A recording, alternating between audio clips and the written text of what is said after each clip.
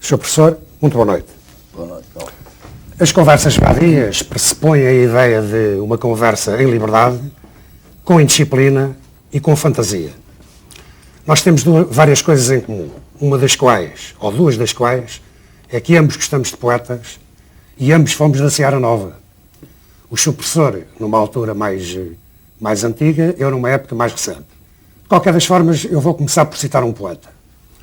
O Afonso Duarte, que eu presumo que o Sr. Professor conheceu muito bem, num poema Nas Alçadas diz: o passado é sempre um resto, ou pior, uma falta de saúde. Por outro lado, um outro grande poeta português, o Teixeira de Pascoais, que eu pessoalmente considero muito mais importante do que o Fernando Pessoa, diz: eu só tenho saudades do futuro. De qualquer das formas, eu penso que a saudade é legítima. E eu gostava de falar um bocado no passado. As suas relações, por exemplo, como ceareiro, na Seara Nova, pouca gente neste país sabe, ou se sabe, esqueceu, que o Sr. Professor foi uma figura extremamente importante da Seara Nova e que conviveu com alguns dos portugueses ilustres que tentaram transformar a mentalidade deste país, como o António Sérgio, como o Raul Proença, como o Raul Brandão, como o Aquilino Ribeiro, como o Castelo Branco Chaves. Ora bem, como é que o Sr. Professor se integrou naquele movimento? E depois eu queria falar acerca de certas pessoas que o Sr. Professor também conheceu. A minha integração no movimento foi na entrada para a Escola Normal Superior, em que eu ia ter que afrontar para que me ia examinar homens que tinham ajudado a extinguir a Faculdade de Porto, não é? Exatamente. E a Seara Nova era o único lugar onde eu podia, antes de ir ao exame, combater os examinadores. E, portanto, entrar logo em posição que os obrigaria a tomarem eles próprias posições e ver o que havia. Não é? Então a Seara me acolheu, escrevi os artigos que eram necessários, fui, como se calcula, muito mal acolhido na Escola Normal Superior, mas como teimei ficar, fiquei. E depois começou a relação com toda a gente da Seara. Eu não me lembro se nessa altura o Sérgio estava em Lisboa ou estava exilado. Lembro muito bem de Câmara Reis, de como aquilo corria tudo, a liberdade que havia naquelas reuniões e o gosto que havia, em grande parte, de tornar o país racional. Era a influência, de algum modo, do Sérgio, já. E quanto a entender o país, isso é outra questão diferente. Eu, por exemplo, quanto ao Sérgio, eu acho que, de facto, o Sérgio é duvidoso se amava ou não amava Portugal. Amava Portugal na medida em que Portugal lhe punha problemas. Pois, que ele podia responder com aquela racionalidade que era o gosto dele. Mas eu penso que, de facto, quando se ama qualquer coisa, tem de se problematizar. Quero dizer, eu penso que nós devemos levantar problemas, devemos interpelar e devemos fazer questões. Por exemplo, eu recordo-me do texto do António Sérgio contra, ou sobre, como se queira, o Guerra Junqueiro, que transformou, de certa forma, a minha mentalidade republicana, jacobina e racionalista. Mas veja, Sr. Professor, por exemplo, eu penso, e desculpa a expressão, que a sua mística, a sua metafísica vai um bocado ao combate ou contra as ideias do grupo da Seara Nova. Porque admitamos, e não levo mal esta expressão, que eu penso que o Sr. Professor, em certas coisas, é um pouco irracionalista, não é? Um pouco lírico, digamos assim. Como é que essas coisas se juntavam? Não, acho que não. Acho que então, eu e Sérgio estávamos perfeitamente de acordo sempre quanto àquilo que é preciso aplicar de razão ao que é racionável, mas me lembro de uma conversa em que depois falámos disso e em que o Sérgio disse que também lhe dava emoções estéticas do ser racionalista, que a grande emoção estética dele tinha sido encontrar na Politécnica a teoria geral das equações, quando se falava para entrar na Marinha, e depois quando passámos ao lado da metafísica, ele sim achou que aquilo seria muito interessante, mas aí a razão já era duvidosa que pudesse acompanhar tudo isso, e então seria melhor uma intuição, etc. A conversa ficou por aí, porque logo que nos afastávamos do campo racional, o Sérgio tinha a prudência necessária para parar. E embora ele citasse continuamente como grande filósofo português, e foi o Spinoza, ele sentia perfeitamente que a coisa fundamental no Spinoza não era ele ser racionalista, era que, como bom português, de vez em quando não era racionalista coisa nenhuma. Não, punha isso completamente de parte. Mas olha uma coisa, mas a Seara tentou transformar este país, não é? Quer dizer, apesar de tudo, os seareiros tinham uma ideia, digamos política, porque é uma ideia cultural. Quero dizer, eu penso que a política é um dos interesses da cultura e a cultura deve fazer parte da política, não é? As coisas são políticas, a palavra não veio da tal polis, assim, exatamente. tudo o que se passa na cidade é político, seja de uma natureza ou de outra natureza. Como é que essas coisas se conciliavam, ao seu professor? A transformação da sociedade portuguesa através de... Bom, eu creio que a sociedade portuguesa não se podia transformar através de discursos, através de publicações. A sociedade portuguesa tinha que se transformar através de fazer coisas. O que Portugal realizou no mundo foi fazer aquilo que os outros não faziam. E, portanto, o que se devia fazer em Portugal não era escrever artigos para jornais, publicar uma revista todas as semanas ou todos os meses, todas as semanas quando havia dinheiro, todos os meses quando não havia, mas, de facto, implantar em Portugal um certo número de coisas que depois, como semente, dariam a floresta. Não? E isso é que realmente a Seara nunca fez. O Sérgio tentou alguma coisa quanto às escolas, por exemplo, tentou alguma coisa nessa altura da vida quanto a cooperativas, mas de facto uma ação concreta sobre o que havia a fazer em Portugal, aí a coisa não se realizou. Pois, mas a discussão de ideias quer dizer, ainda hoje as pessoas se reclamam de uma condição de ceareiros. E estou-me a lembrar, por exemplo, de que o Raul Proença, que eu considero um dos homens mais importantes da Seara Nova, foi o primeiro publicista, digamos assim, na Europa, ao que dizem os historiadores, que advertiu, em Portugal, para os perigos dos fascismos que aí vinham. É um texto famoso que vem na obra política do Raul Proença, na organização do Souto Maior Cardia, nos livros organizados pelo Souto Maior Cardia, e eu penso que isso é um problema extremamente importante para a advertência e para nós, enfim, pensarmos o que é que ia acontecer. Como é que o senhor professor se integrou nessa altura, quando o Raul Proença disse, atenção, que vêm as ditaduras, vem o fascismo e vem o obscurantismo? Eu estava, sobretudo, muito interessado nessa altura em aprender aquilo que devia fazer, que era ensinar no ensino secundário, já que tinha sido pedido do ensino superior. Então todo eu estava dedicado à prática desse ensino, aquilo que eu ia fazer nesse domínio. E o resto, puramente à discussão de ideias sobre pedagogia ou qualquer coisa, podia isso de parte, porque achei que o importante era fazer as coisas em lugar de estar a declamar sobre elas, embora com toda a racionalidade, embora com todo o interesse. Mas claro está, podia ser advertido mesmo sem discutir ideias, sem ver, que se aproximava para Portugal um tempo em que as coisas iam completamente mudar. Me lembro muito bem que naquele fim de Primeira República, com toda aquela gente extraordinariamente inteligente, tanta da qual eu conheci aqui, o conheci fora de Portugal, toda aquela gente não conseguia chegar a nenhuma espécie de organização de Portugal. Havia qualquer coisa, qualquer obstáculo, o qual eles não tinham dado. Parece-me que hoje é que eu estou a pensar qual era o obstáculo que continua a existir. É Portugal ter tido realmente dois regimes portugueses. Um, costumo resumir assim, era o do rei coordenando os municípios republicanos e deu a volta ao Cabo da Boa Esperança, e o outro foi de aguentar o desastre do Oriente e de ao mesmo tempo construir o Brasil, o que não era coisa fácil para uma nação tão pequena, com tão reduzido número de pessoas, e teve um outro regime, que foi de se ouvir pouco as cortes gerais, deixá-las bem espaçadas e ir o rei governando, coisa que eu digo muito própria, porque Portugal, como era navio, quanto menos Assembleias Gerais tinha à bordo, tanto melhor, não? Não havia perigo de ir para o povo. E conseguiu isso. Mas quando o nosso amigo Dom João, o futuro sexto, embarcou para o Brasil, esse segundo regime português foi embora. E Portugal, durante 200 anos, tem um problema extremamente importante, que é de não ter nenhum regime português. Tanto os regimes que houve na monarquia, como aquele que tem havido na República, foram fora, a um shopping center qualquer, buscar um modelo que usaram. Bom, de vez em quando um modelo dava mais certo que outros pontos. A Primeira República, com todas as coisas bem interessantes que teve, não era um regime de facto adequado a Portugal. Era uma coisa qualquer que tinha vindo metade da França e metade da Inglaterra. Depois, quando houve o regime de ditadura, foi uma ditadura inspirada por ditaduras que havia fora. Que eu acho que foi, agora, quando vejo aqui da distância, que foi útil ao país. A ditadura? Útil ao país. No sentido de que Portugal realmente estava sendo naquela altura criticado por toda a parte, e até se tinha inventado, como sabe, o verbo portugaliser. Quando uma coisa estava bem desordenada, quanto a finanças, era portugaliser. Quando o nosso amigo veio lá de Coimbra, professor de finanças, que percebia daquilo, pôr as finanças em ordem, pelo grande processo de não dar de jantar às pessoas e obrigar a pagar para almoçar, não? Mas foi um processo, ele conseguiu manter aquela ordem financeira, que de resto o Afonso Costa já tinha tentado. Simplesmente o Afonso Costa não tinha conseguido a continuidade, porque o regime era um regime de mudar de ministério a cada passo, o ministro que veio a seguir ao Afonso Costa acaba com tudo. Então o nosso amigo, quando percebeu que tinha que repetir o Afonso Costa, o que não quis foi repetir a saída. E se manteve no poder todo aquele tempo.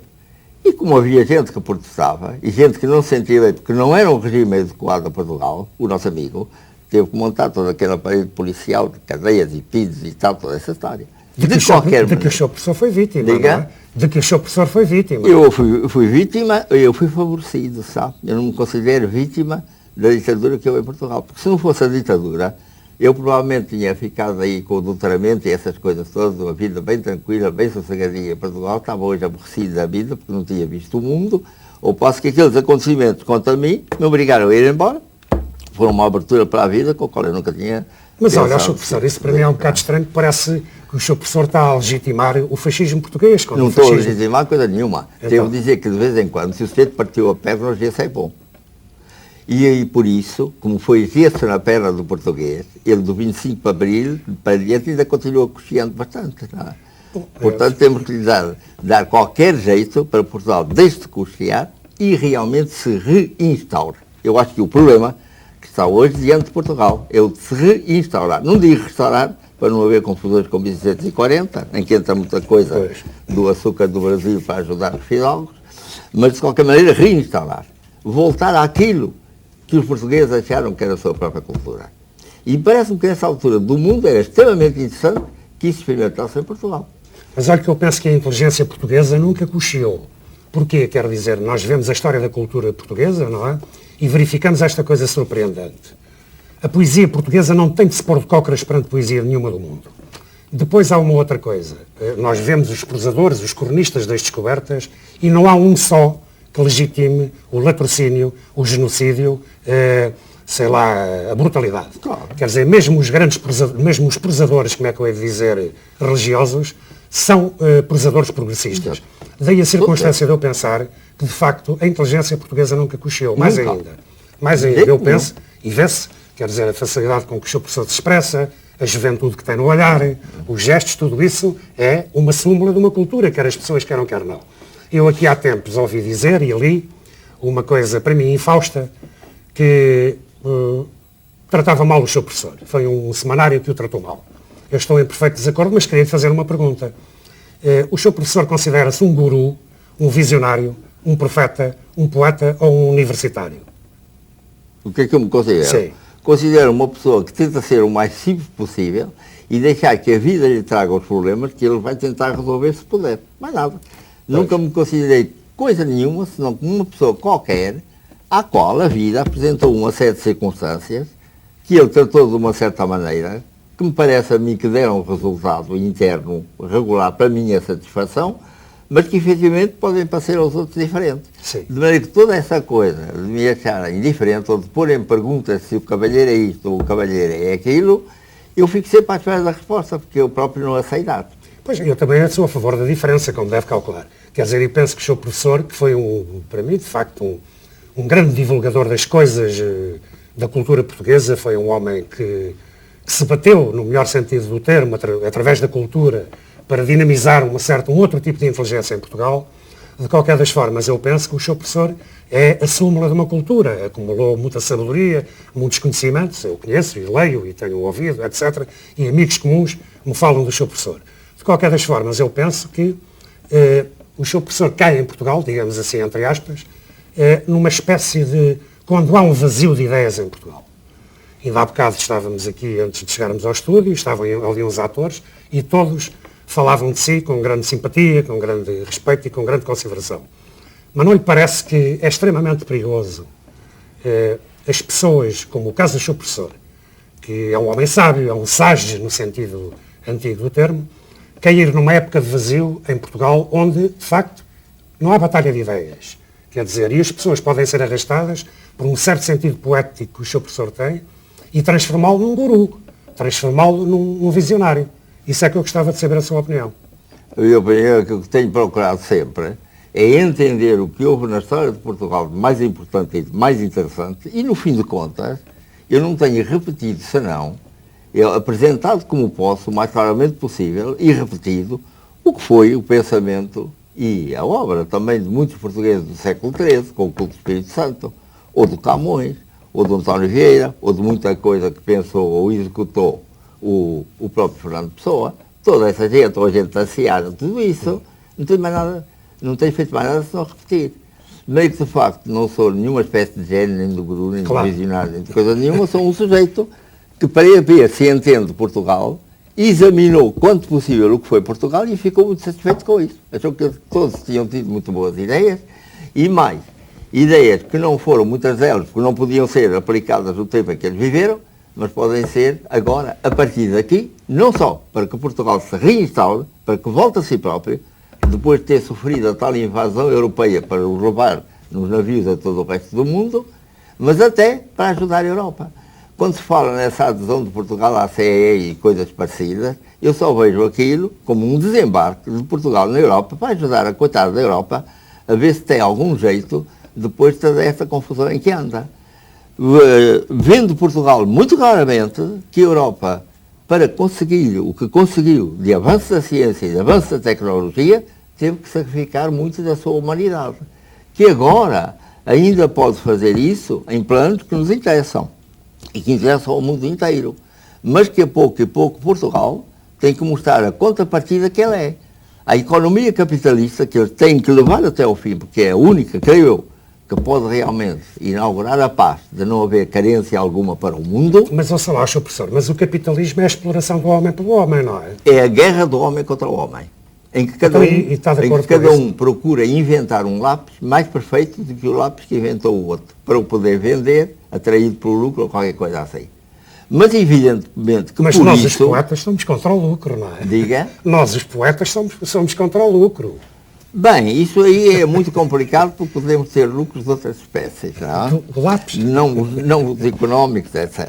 Mas é a única economia que pode desenvolver o mundo até à altura de podermos ter as mesmas condições em que viviam, supomos, porque sabemos da arqueologia e porque sabemos da vida de alguns que ainda sobrevivem, em que não faltava nada para eles, em que eles percorriam o mundo à vontade e tinham sempre que comer e tinham sempre possibilidade de contemplar a beleza que os podia impressionar. Então, essa nossa corrida para o aperfeiçoamento cada vez maior, para a maquinização, para a informática, para os computadores, para essa coisa toda, possivelmente nos levará a um tempo em que nós podemos igualar as condições económicas, as condições técnicas em que vivia o homem primitivo. Mas olha, Sr. Professor, o que é que Portugal, penso eu, pode ensinar à Europa, sobretudo à Europa Central, sobretudo à Alemanha? A Alemanha não se vai reunificar, vai unificar-se. De qualquer das formas, a Alemanha foi, digamos, durante 2, 3 séculos, hegemonicamente cultural, não é? Dali saiu a poesia, a música, a arquitetura, a filosofia, etc, etc. O que é que Portugal, o pobre deste país, quer dizer, que não tem condições económicas, a quem o poder em Portugal não apoia as grandes manifestações culturais? Por exemplo, nós hoje temos um dos mais importantes romances que se produz na Europa, não sei o que digo, é todos os grandes críticos, são todos os grandes críticos e todos os grandes exegetas, e de facto os esforços são cada vez mais isolados. Quer dizer, eu não vejo muito bem como é que Portugal pode auxiliar uma Europa cada vez mais desenvolvida e, penso eu, cada vez culturalmente mais poderosa. Não se trata de ensinar, não se trata de fazer melhores poemas do que eles fizeram ou de fazer melhor matemática do que aquela que eles construíram. Do que se trata é de ensinar que é uma vida mais interessante do que aquela de Alemanha e Japão e América estarem concorrendo uns com os outros a ver quem trabalha mais e produz mais coisas. Não se trata disso. O que Portugal tem que ensinar ao mundo é que há uma maneira de viver, de contemplar o dito mundo. Então sempre é ensinar. Sim, ensinar nesse sentido. Não de fazer cultura, mas de viver uma vida culturalmente perfeita. Podem os alemães terem inventado o que quiserem, mas de facto, se nós vamos ao Camões ou vamos ao Vieira, com a ideia que eles tiveram do que seria a verdadeira vida do homem, o corpo satisfeito de todas as suas necessidades, o que podemos hoje fazer por meio da economia, e depois disso, por outro lado, poder viver uma vida completamente livre, para contemplar o mundo, para colher toda a beleza do mundo, para ouvir a voz da deusa, se quisermos falar como o Camões, ou para ouvir a voz de Deus, como se quisermos ouvir falar o jesuíta António Vieira, mas de qualquer maneira apreendermos a beleza do mundo e a lição que é para nós, o que pode ser para nós, tudo quanto existe de vivo e no mundo, e de construtivo. Não? Mas veja, por exemplo, nos últimos, digamos, 150 anos, o mundo, ou parte do mundo, substancial parte do mundo, viveu sob o pensamento de 3 alemães que eram 3 judeus. O Marx, o Freud e o Einstein. Isso está tudo a ser posto em causa, pensa o seu professor? Tê-los posto em prática, de maneira que eles próprios poderiam considerar errado se tivessem que olhar, pode ter sido erro. Entender aqueles que foram geniais, entendê-los nas suas intenções, mas ter muito cuidado com a aplicação prática, porque o tempo não pode ser o exato, ou a maneira como as pessoas o entenderam pode não ser a certa, isso evidentemente tem que se pôr de parte. Então, sobretudo, há que aprender uma coisa, que é esperar que a vida venha no seu caminho e nos incite àquilo que temos que fazer, em lugar de estarmos continuamente fabricando planos para a vida, que podem atrapalhar os planos que a vida tinha para nós. E o português é muito mais isso. Mas os homens... que o tempo venha. Mas os homens, segundo o discurso do seu professor, têm de modificar a vida, não é? Quer dizer, o Marx dizia transformar o mundo e um poeta, o Rimbaud, mudar a vida, não é? O que é que lhe parece? Parece-me que se isso só se consegue se o homem se for mudando a si próprio, e para mudar a si próprio, ele tem sobretudo que escutar a vida. Agora, pacientemente e humildemente ver o que a vida lhe está querendo dizer e a que ponto está empurrando. Porque nós não sabemos, de facto, em toda a mecânica do mundo, se o homem modifica a vida ou se a vida modifica o homem. Nós hoje estamos sem saber se foi o Infante do Henrique que fez os descobrimentos ou os descobrimentos que fizeram o Infante do Henrique. Sim, isso é a história do Essa... Uma questão isso é a história discutível. É a história do Essa de Queiroz, quando se referiu ao Ramalho Ortigão, não sabia se o Ramalho Ortigão era o autor das farpas ou as farpas o autor do Ramalho. Evidente. Mas de qualquer das formas, para este final desta belíssima conversa vadia, eu queria lhe fazer uma última pergunta. Diga. Que é o seguinte: o seu professor costuma recomendar aos seus alunos para não pensarem muito, cansa a cabeça. Não é só cansar a cabeça. Enche a cabeça de coisas que podem não ter importância no mundo, e nenhuma, ao passo que é uma boa ideia deixar a cabeça repousada se nos entra na cabeça a voz da deusa. Vamos falar como ao Camões. Quer dizer, quando nós acordamos de manhã com uma boa ideia, não temos a certeza que ela fosse fabricada por nosso cérebro. Não se pode viver sem ideias, pois não. Não se pode viver sem pensar. Quem quer viver sem ideias? Quem quer não pensar? O verbo pensar é que pode estar sendo errado.